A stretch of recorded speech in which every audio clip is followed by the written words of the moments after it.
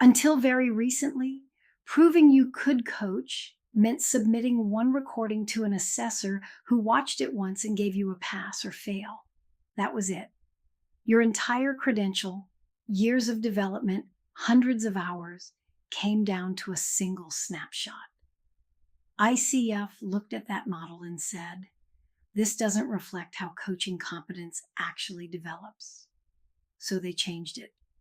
And that change lands directly on your desk as a mentor coach. The old model had 3 problems, and ICF named them clearly. Cultural and language diversity makes single session assessment unreliable. One session can't account for the range of valid coaching expression. Coaching competence develops through practice and feedback over time. A snapshot can't capture that developmental arc.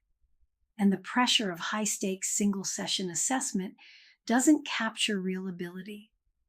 It captures performance under pressure.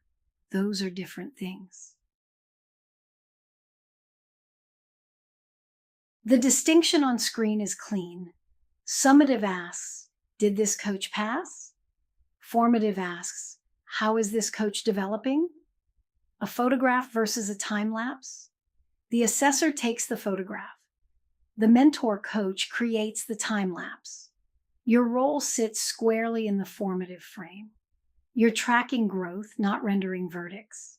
Every observation you make serves development, not judgment. That's the orientation shift, effective April 2027.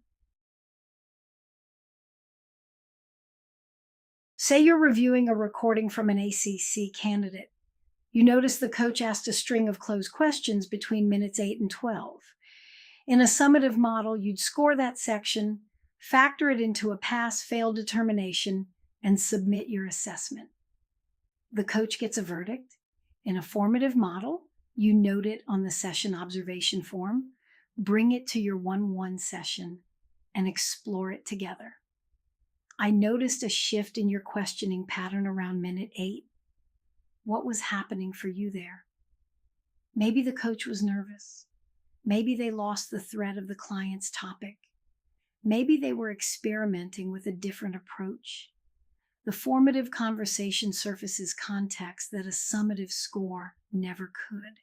And 3 sessions later, when you see the same coach holding space with open questions through a difficult moment, you can name that growth. That's the developmental arc. That's what formative appraisal makes visible. 2 tools, and one feeds the other. The session observation form you complete before each 1-1 session.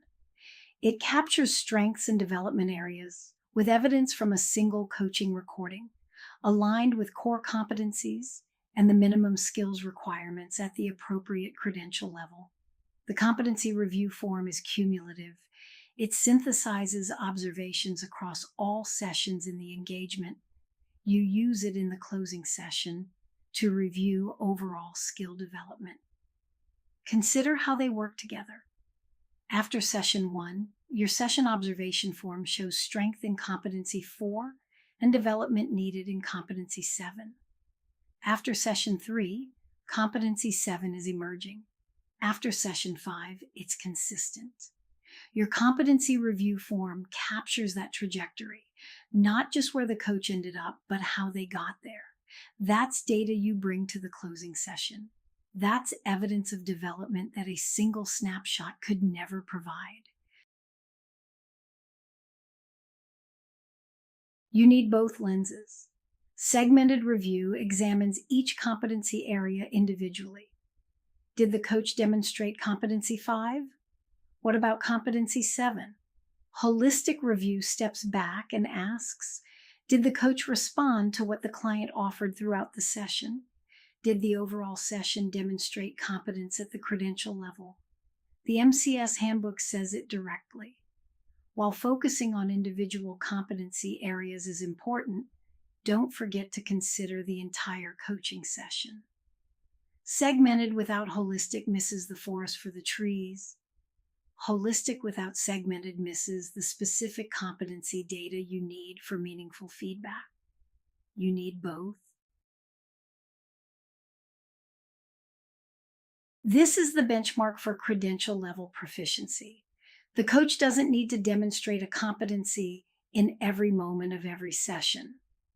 Across the session, proficiency should be present in at least 67% of the opportunities where that competency could appear.